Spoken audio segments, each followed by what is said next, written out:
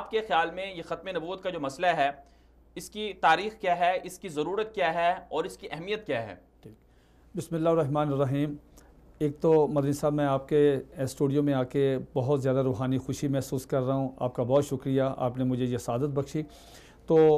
جہاں تک عقیدہ ختم نبوت کے تحفظ کی تاریخ ہے، یہ دیکھیں، یہ تاریخ تو جب نبی علیہ الصلوۃ والسلام نے کہ دور مبارک میں ہی مسلمہ کذاب نے جب نبوت کا دعویٰ کیا، تو دیکھیں نبی علیہ الصلوۃ والسلام نے اس کو جو خط لکھا ہے، وہ اس خط کے میں ابھی تو میوزیم میں استنبول میں وہ خط دیکھ کر آیا ہوں کہ اس کے اوپر والے الفاظ اگر بڑے غور سے آپ دیکھیں تو اوپر لکھا ہے کہ من محمد رسول اللہ الی مسلمہ کذاب، یعنی اس کو نبی علیہ الصلوۃ والسلام نے کذاب کا لقب دیا۔ تو یہ جھوٹے نبیوں کا جو سلسلہ ہے، یہ حضور علیہ الصلوۃ والسلام کے زمانہ سے ہی شروع ہو گیا۔ درمیان میں بے شمار جھوٹے نبی، بہروپیے اور بڑے لوگ آئے جنہوں نے آ کے امت کو گمراہ کیا، یہاں تک کہ ایک آدمی نے محض کیا کہتے ہیں کہ ایک انڈا جو ہے وہ سرکے میں، کیمسٹری کا معمولی طالب علم بھی جانتا ہے کہ انڈا لے کے آپ اسے سرکے میں ڈالیں تو وہ پلپلا سا ہو جاتا ہے، پھر اس کو ایک چھوٹی سی بوتل، اس کا سوراخ چونکہ اوپر چھوٹا نیچے زیادہ، تو اس نے اس میں ڈال دیا، آفٹر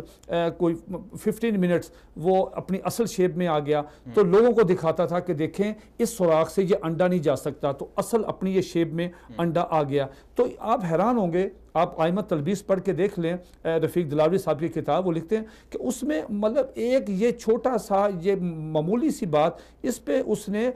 کوئی 2 دن میں 10,000 مسلمانوں کا ایمان لوٹ لیا۔ اس طرح یہ سلسلہ چلتا گیا، سلسلہ چلتا یہ تاریخ ہے۔ آپ یہاں سے اندازہ لگا لیں ختم نبوت کے اہمیت کی، کہ قرآن مجید کی تقریباً 100 آیات اس بات پہ دلالت کرتی ہیں، اور نبی علیہ الصلوۃ والسلام کی تقریباً 210 احادیث مبارکہ اس بات پہ دلالت کرتی ہیں کہ حضور نبی کریم علیہ الصلوۃ والسلام کے بعد کسی قسم کا کوئی نبی، کوئی پیغمبر، کوئی رسول نہیں ہے، کوئی نیا نبی نہیں، کوئی نیا پیغمبر، کوئی رسول نہیں ہے۔ آپ صلی اللہ علیہ وسلم کے بعد اگر کوئی شخص نبوت کا دعویٰ، یہ دیکھیں قرآن مجید اللہ کی آخری کتاب،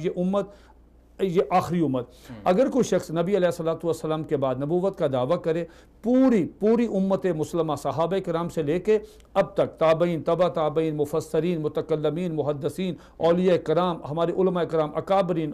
سب کا متفقہ، پوری امت مسلمہ کا متفقہ عقیدہ ہے کہ اگر کوئی شخص نبوت کا دعویٰ کرتا ہے اس وقت، تو کیا ہے؟ وہ واجب القتل ہے، مردود ہے، غیر مسلم ہے، اس کا اسلام کے ساتھ کوئی، تاریخ نے کبھی ان کو برداشت ہی نہیں کیا۔ اب دیکھیں مسلمہ کذاب کے خلاف